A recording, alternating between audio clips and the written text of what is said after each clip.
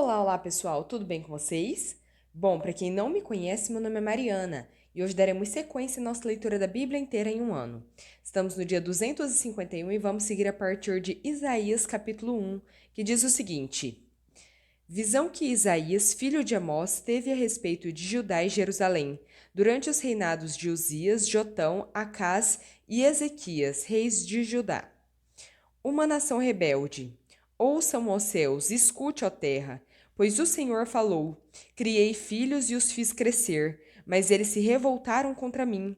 O boi reconhece o seu dono, e o jumento conhece a manjedoura do seu proprietário, mas Israel não conhece. O meu povo não compreende.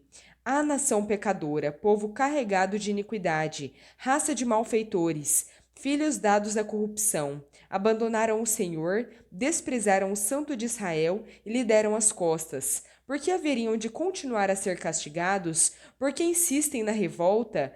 Toda a cabeça está ferida, todo o coração está sofrendo. Da sola do pé ao alto da cabeça não há nada são, somente machucados, vergões e feridas abertas, que não foram limpas, nem enfaixadas, nem amolecidas com azeite. A terra de vocês está devastada. As suas cidades foram destruídas pelo fogo. Os seus campos foram tomados por estrangeiros diante de vocês e devastados como a ruína que eles costumam causar. Só restou a filha de Sião, como tenda em uma vinha, como abrigo em uma plantação de pepinos, como uma cidade sitiada. Se o Senhor dos Exércitos não nos tivesse deixado alguns sobreviventes, já estaríamos como Sodoma e semelhantes a Gomorra. Ouçam a palavra do Senhor, governantes de Sodoma. Escutem a instrução do nosso Deus, povo de Gomorra. Para que me oferecem tantos sacrifícios? Pergunta o Senhor. Estou farto de holocaustos de carneiros e da gordura de novilhos gordos. Não tenho nenhum prazer no sangue de novilhos, de cordeiros e de bodes. Quando vocês veem a minha presença, quem pediu que pusessem os pés nos meus átrios? Parem de trazer ofertas inúteis. O incenso de vocês é detestável para mim.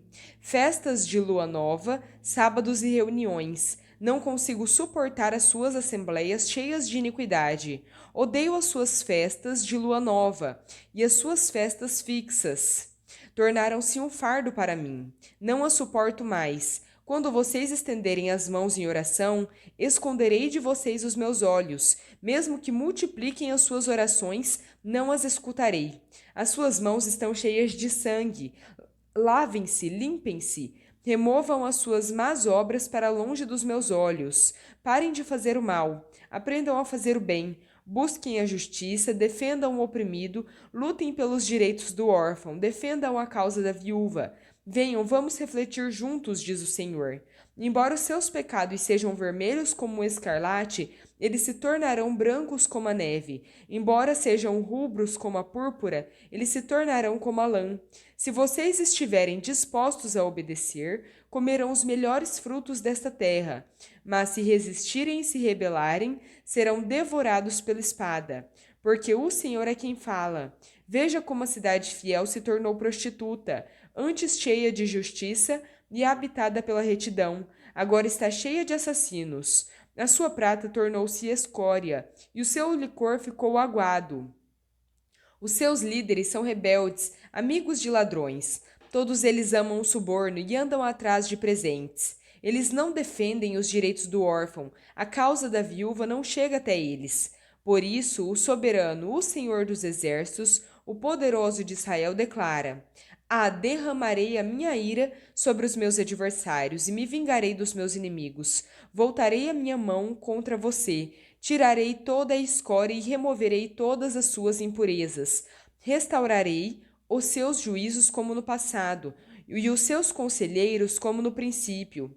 Depois disso, você será chamada cidade da retidão, cidade fiel. Sião será redimida com justiça, e com retidão os que se arrependerem. Mas os rebeldes e os pecadores serão destruídos, e os que abandonam o Senhor perecerão. Vocês se envergonharão dos carvalhos sagrados que tanto apreciam. Ficarão envergonhados com os jardins sagrados que escolheram. Vocês serão como o orvalho cujas folhas caem, como um jardim sem água. O poderoso se tornará como estopa, e a sua obra como fagulha. Ambos serão queimados juntos, sem que ninguém apague o fogo. Isaías capítulo 2. O monte do Senhor. Foi isto que Isaías, filho de Amós, viu a respeito de Judá e de Jerusalém. Nos dias que virão, o monte do templo do Senhor será estabelecido como o principal. Será elevado acima das colinas, e todas as nações correrão para ele. Muitas nações virão, dizendo: Venham, subamos ao monte do Senhor, ao templo do Deus de Jacó. Ele nos ensinará os seus caminhos, para que andemos nas suas veredas. Pois a lei virá de Sião e a palavra do Senhor de Jerusalém. Ele julgará entre os povos e resolverá contendas entre as muitas nações. Das suas espadas elas farão enxadas, e das suas lanças foices. Nenhuma nação erguerá a espada contra outra, nem aprenderão mais a guerra. Venham, ó descendência de Jacó, andemos na luz do Senhor. O dia do Senhor. Certamente abandonaste o teu povo, os descendentes de Jacó, porque eles se encheram de superstições do Oriente, praticam adivinhações contra os filisteus e fazem acordos com estrangeiros. A sua terra está cheia de prata e ouro, e não há fim para os seus tesouros. A sua terra está cheia de cavalos, as suas carruagens não têm fim. A sua terra está cheia de ídolos. Eles se inclinam diante da obra das suas mãos, diante do que os seus dedos fizeram. Por isso a humanidade será abatida e o homem será humilhado. Não os perdoes. Entre no meio das rochas, esconda-se no pó por causa do terror que vem do Senhor e do esplendor da sua majestade. Os olhos do arrogante serão humilhados e o orgulho dos homens será abatido. Somente o Senhor será exaltado naquele dia. O Senhor dos Exércitos tem um dia reservado contra todos os orgulhosos e altivos, contra tudo o que é exaltado, para que eles sejam humilhados, contra todos os cedros do Líbano, altos e altivos, e contra todos os carvalhos de Bazã, contra todos os montes elevados e contra todas as colinas altas, contra toda torre imponente e contra todo muro fortificado, contra todos os navios de Tarsis e contra todo barco de luxo. A arrogância dos homens será abatida e o seu orgulho será humilhado. Somente o Senhor será exaltado naquele dia, e os ídolos desaparecerão por completo. Os homens entrarão nas cavernas das rochas e nos buracos da terra, por causa do terror que vem do Senhor e do esplendor da sua majestade, quando ele se levantar para sacudir a terra. Naquele dia os homens atirarão as toupeiras e aos morcegos, os ídolos de prata e os ídolos de ouro, que fizerem para adorar. Fugirão para as cavernas das rochas e para as brechas dos penhascos, por causa do terror que vem do Senhor e do esplendor da sua majestade, quando ele se levantar para aterrorizar a terra. Parem de confiar no homem, cuja vida não passa de um sopro nas narinas. Que valor ele tem? 2 Coríntios capítulo 10. Paulo defende o seu ministério. Eu, Paulo, pela mansidão e pela bondade de Cristo, peço a vocês. Eu que sou humilde quando estou diante de vocês, mas severo quando ausente. Peço a vocês que, quando eu estiver presente, não me obriguem a agir severamente, como penso que ousarei fazer, para com alguns que acham que vivemos segundo os padrões humanos. Pois, embora vivamos como homens, não lutamos segundo os padrões humanos. As armas com as quais lutamos não são deste mundo, mas poderosas em Deus para destruir fortalezas. Destruímos argumentos e toda altivez que se levanta contra o conhecimento de Deus e levamos cativo todo pensamento para torná-lo obediente a Cristo.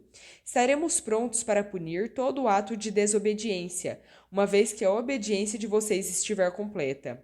Vocês observam apenas a aparência das coisas. Se alguém está convencido de que pertence a Cristo, deveria considerar novamente consigo mesmo que, assim como pertence a Cristo, nós também pertencemos. Pois, mesmo que eu tenha me orgulhado um pouco mais da autoridade que o Senhor nos deu, não me envergonho disso, pois essa autoridade é para a edificação, não para a destruição de vocês. Não quero dar a impressão de que pretendo amedrontar vocês com as minhas cartas, pois alguns dizem: as cartas dele são duras e fortes, mas ele pessoalmente não impressiona e o seu discurso é desprezível. Saibam tais pessoas que aquilo que somos em cartas, quando estamos ausentes, seremos em atos, quando estivermos presentes. Não temos a pretensão de nos igualar ou de nos comparar com alguns que recomendam a si mesmos. Quando eles se medem e se comparam consigo mesmos, agem sem entendimento. Nós, porém, não nos gloriaremos além do que o devido, mas nos limitaremos à esfera de ação que Deus nos confiou, a qual alcança também vocês. Se não tivéssemos chegado antes entre vocês, poderiam alegar que estamos ultrapassando esse limite, quando, na verdade, fomos os primeiros a levar o Evangelho de Cristo a vocês. Da mesma forma, não vamos além dos nossos limites, gloriando-nos do trabalho que outros fizeram. A nossa esperança é que, à medida que crescer a fé que vocês têm, a nossa esfera de atuação entre vocês aumente ainda mais, para que possamos pregar o Evangelho nas regiões que estão além de vocês, sem nos vangloriar do trabalho já realizado na esfera de ação de outro. Contudo, aquele que se gloriar, glorie-se no Senhor, pois não é aprovado quem a si mesmo se recomenda, mas aquele a quem o Senhor recomenda. Salmo 52. Por que você se vangloria do mal, ó homem poderoso, se o amor leal de Deus perdura em todo o tempo? A sua língua trama destruição, é como navalha afiada cheia de engano. Você ama o mal mais do que o bem, e a falsidade mais do que dizer a verdade. Você ama toda palavra maldosa, ó língua mentirosa. Saiba que Deus o arruinará para sempre. Ele o agarrará e o arrancará da sua tenda. Ele o desarraigará da terra dos vivos. Os justos verão isso e temerão. Rirão dele, dizendo: Veja só o homem que rejeitou Deus como refúgio, que confiou na sua grande riqueza e buscou refúgio na destruição que causava. Eu, porém, sou como uma oliveira que floresce na casa de Deus. Confio no amor de Deus para todo sempre. Para sempre te louvarei pelo que fizeste. Em teu nome ponho a minha esperança, porque tu és bom na presença dos teus fiéis.